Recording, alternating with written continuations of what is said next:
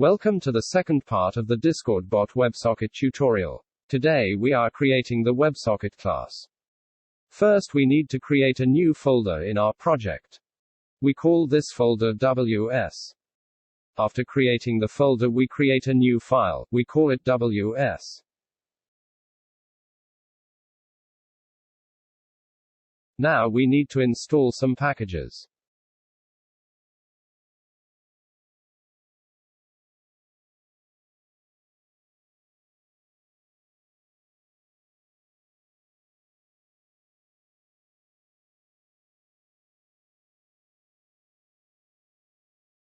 After installing we are importing them.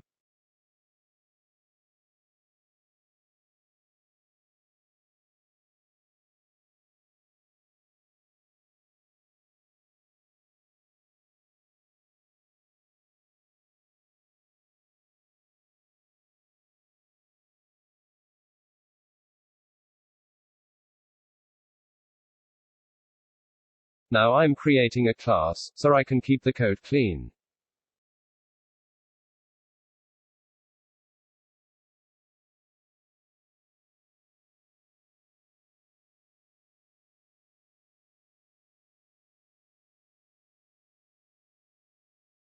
After creating the constructor and calling the register routes, I'm going to build the main app.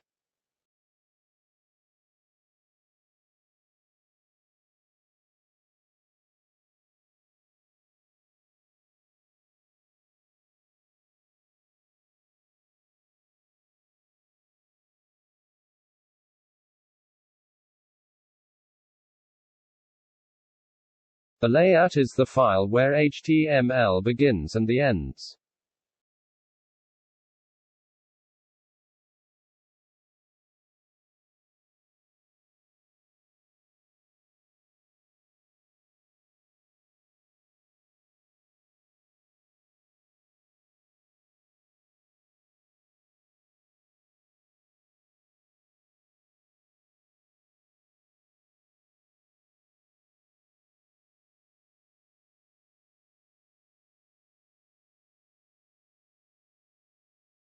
The views are the files which contains the main code.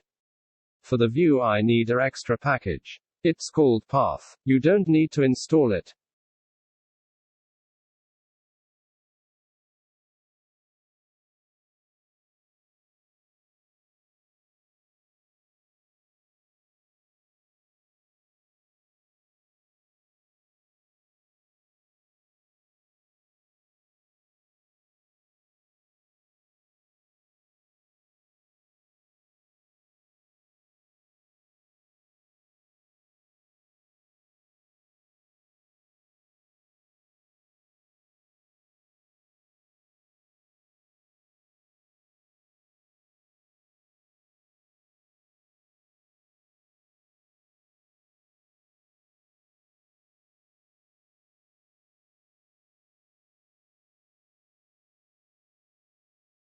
The public folder contains the files everyone can see if he just guess the right name.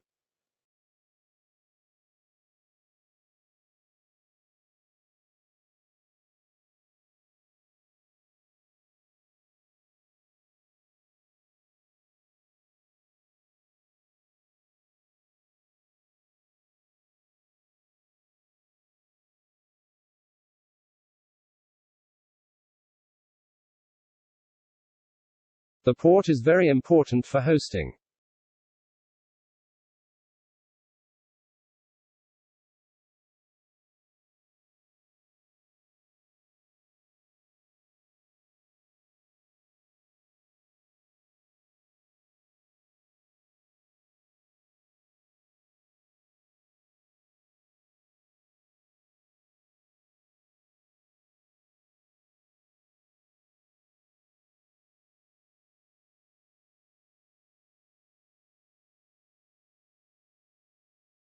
After finishing the app, we can focus on the rendering.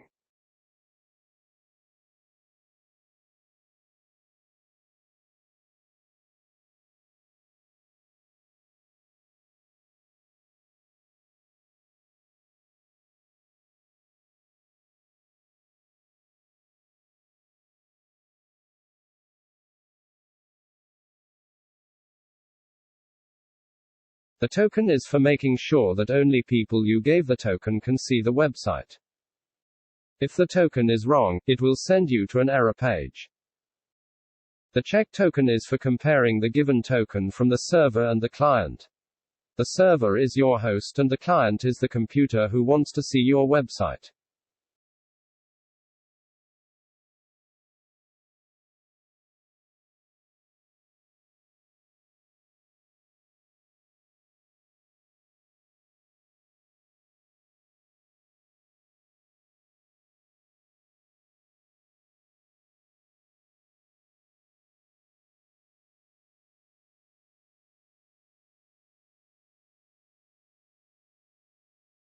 The render function takes in a view to render and the variables the view requires.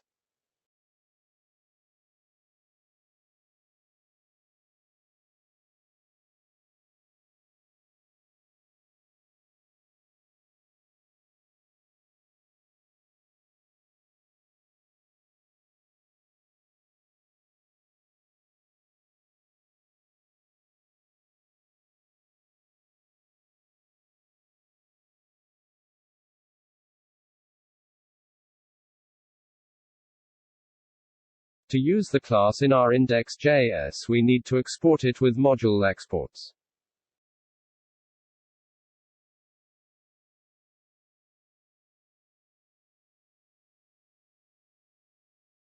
Now we are importing it and creating an instance of it. Our class takes in a port and a token. I'm giving the instance now the port and token. The port is 1234 and the token is 1111. After launching it without any errors, we can now open our browser and go to the hosted website. The website will display a white background. So, we know it worked. But now we want to see something. We open up our layout and begin with our HTML base.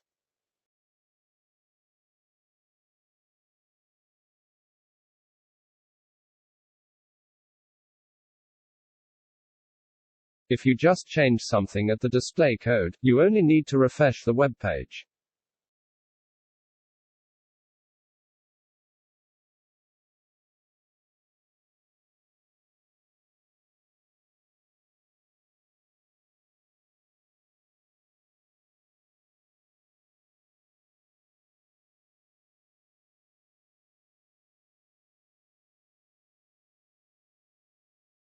We will edit the CSS file in another tutorial, because it's just for the design.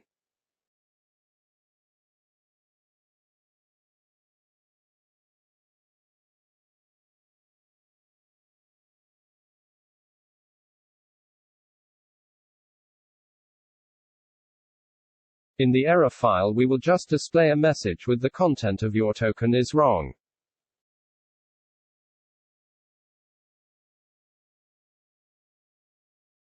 In the index file we want to display our main part of the web interface.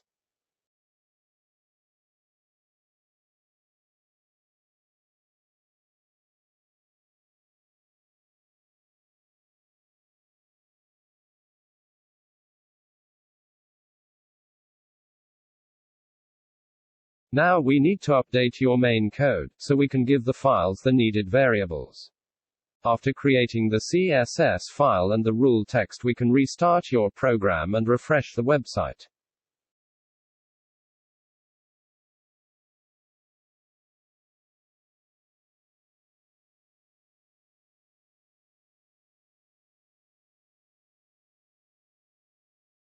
After creating the CSS file and the rule text, we can restart your program and refresh the website.